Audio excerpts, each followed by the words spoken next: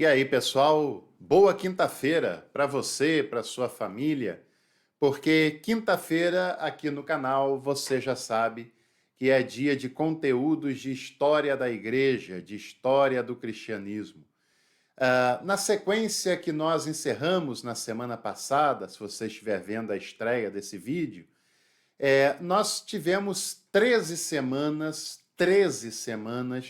falando sobre a história do cristianismo na antiguidade, né? Começamos lá dos entornos do nascimento de Jesus e fomos até a queda do Império Romano Ocidental e encerramos com uma live muito legal com o nosso amigo professor Maicon, falando sobre Santo Agostinho, e todo esse conteúdo está aqui disponível gratuitamente para você. Agora, não vai me dizer que você curte o nosso conteúdo e que não apoia o nosso canal. Eu não posso acreditar nisso. Você pode apoiar o canal assistindo os vídeos até o final, curtindo, deixando seu like. E é claro, o nosso canal é independente, então ele precisa do apoio das pessoas que gostam e curtem o nosso trabalho e o consideram relevante.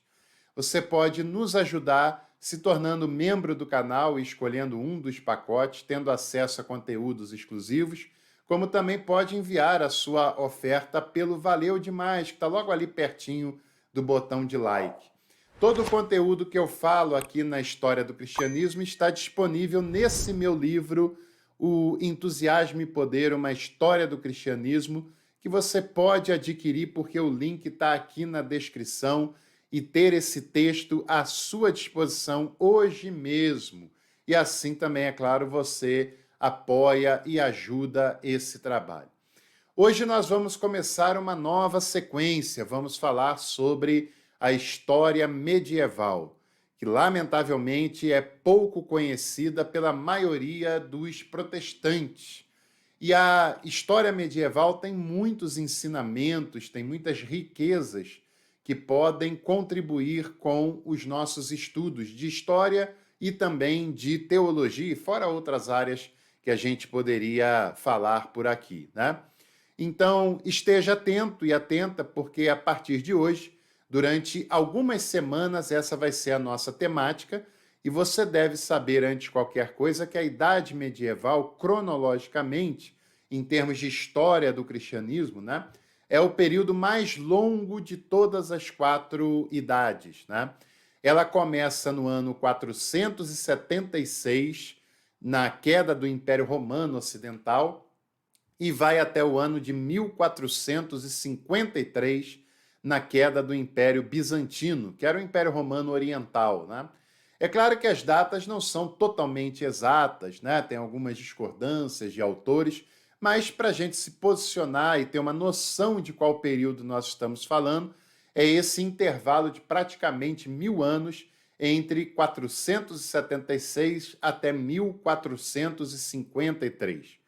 Esse é um período que vai ficar marcado pelo apogeu do poder papal, né? O Papa, que anteriormente não tinha todo esse poder, vai alcançar um poder bem grande ao longo da história medieval. E hoje o nosso tema é justamente esse: qual foi o primeiro Papa da história da Igreja? Para algumas pessoas, é claro, foi Pedro, e há de se respeitar essa opinião, porque ela é uma opinião de fé, né?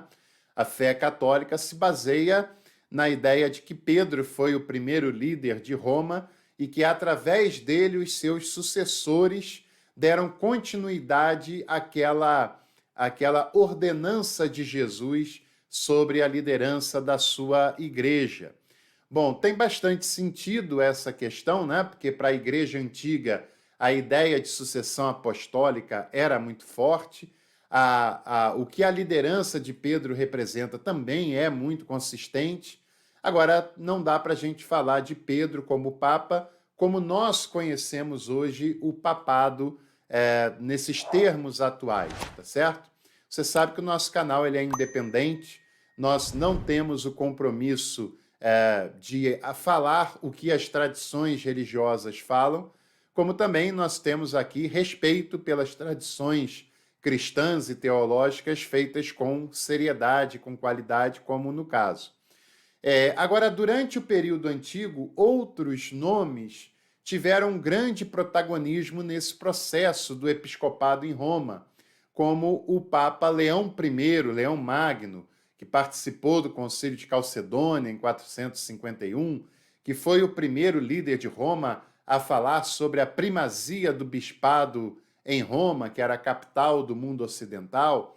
Depois também o Papa Gelásio I, que a gente falou no último vídeo da série da Antiguidade.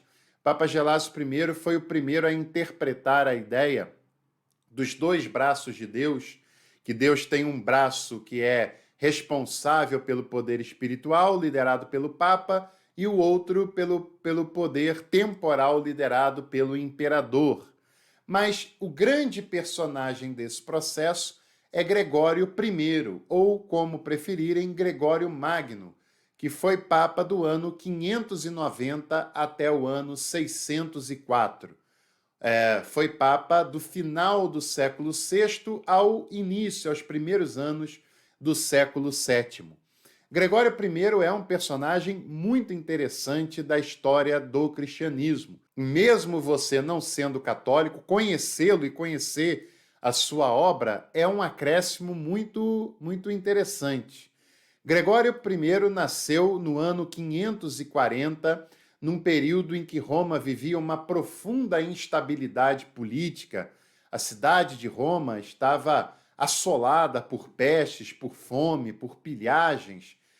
Vale lembrar que alguns anos antes ela tinha caído, o Império Romano Ocidental tinha caído e ficado um vazio, um vácuo de poder muito grande naquela cidade, quase todo mundo ocidental, e a cidade acaba se tornando presa fácil para invasões, para destruições, para vandalismos, né? Então, o momento em que o Gregório I nasceu não era um momento de nenhum esplendor da cidade de Roma como tinha sido no passado, era um momento bem complicado. Ele era filho de uma família muito tradicional da cidade de Roma, e ele, por isso, teve uma boa educação, uma educação que lhe preparou para seguir a carreira jurídica, que mesmo que ele tenha tido um destaque na área religiosa, a sua formação e o seu conhecimento jurídico também foram bastante importantes para a sua vida. Ele, como um grande intelectual que era, conheceu as obras dos três pais pós-nicenos ocidentais, que eu falei sobre eles e sobre os orientais também num vídeo que eu vou deixar o card aqui em cima para você poder acompanhar. Gregório I era um grande conhecedor do latim, claro, e também um grande conhecedor das obras de Ambrósio de Milão, de Agostinho de Hipona e também do Jerônimo, que foi o tradutor da Bíblia para o latim. E mais à frente, ele é colocado como um dos 4 doutores da Igreja Ocidental, ao lado desses 3 grandes personagens que eu citei agora. No ano de 573, ele foi escolhido para ocupar um cargo administrativo na cidade de Roma, o que a gente chamaria de prefeito de Roma, mas não prefeito como chefe do executivo municipal, nos padrões que a gente conhece hoje, né? O seu trabalho era basicamente um trabalho administrativo, cuidar do abastecimento da cidade, cuidar da chegada da alimentação, né? Procurar manter alguma ordem, alguma organização naquela cidade, e essa é uma experiência bastante salutar na sua formação. Quando seu pai morreu, o Gregório I, que teria o direito de herdar a fortuna do seu pai, que não era pouca coisa, ele tem o ato de generosidade de abrir mão dessa fortuna e usar todo o dinheiro para construir mosteiros pela Itália.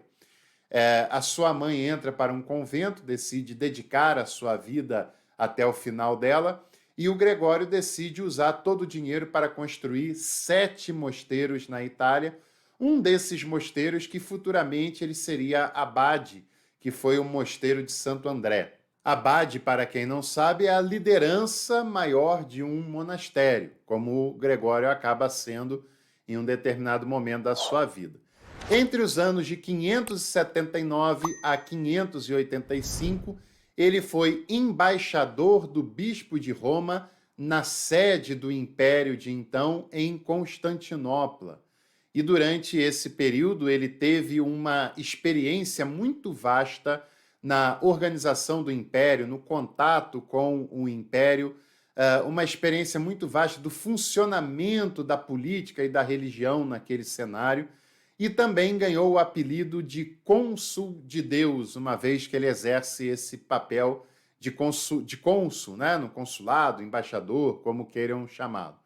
Gregório I foi abade, como eu disse, lá do monastério de Santo André, e quando o bispo de Roma, Pelágio I, que não tem nada a ver com o Pelágio da heresia, né, pelagiana, é outro personagem, quando Pelágio I, bispo de Roma, morreu vítima de uma epidemia que assolava a cidade de Roma, a população local não teve dúvidas e entendeu que o nome mais adequado, a pessoa mais preparada para assumir o cargo, era Gregório I, que a partir daí é que ganha o nome Gregório I, né?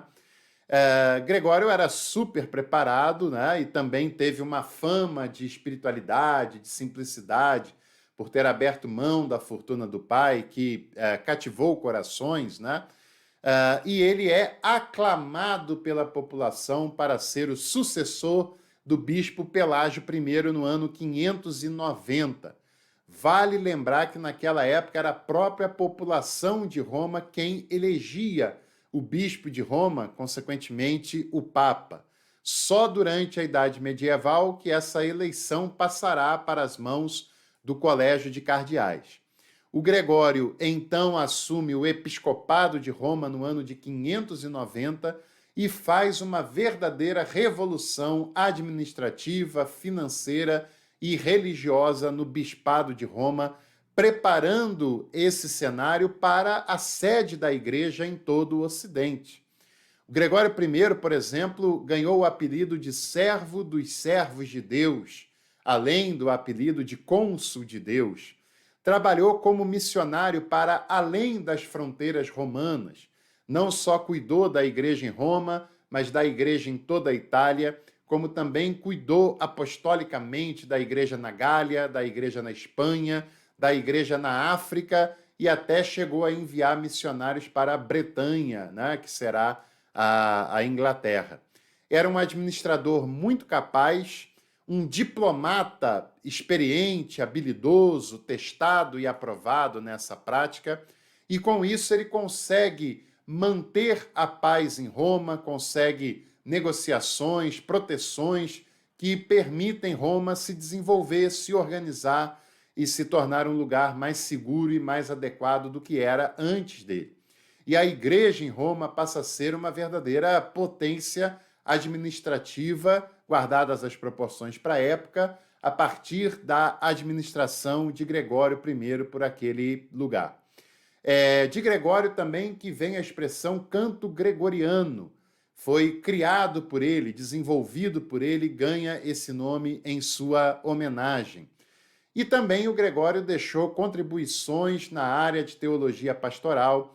Ele escreveu um livro sobre Jó, usando muito as alegorias para interpretar a Bíblia, o que era bastante comum para aquela época, o método alegórico na interpretação da Bíblia.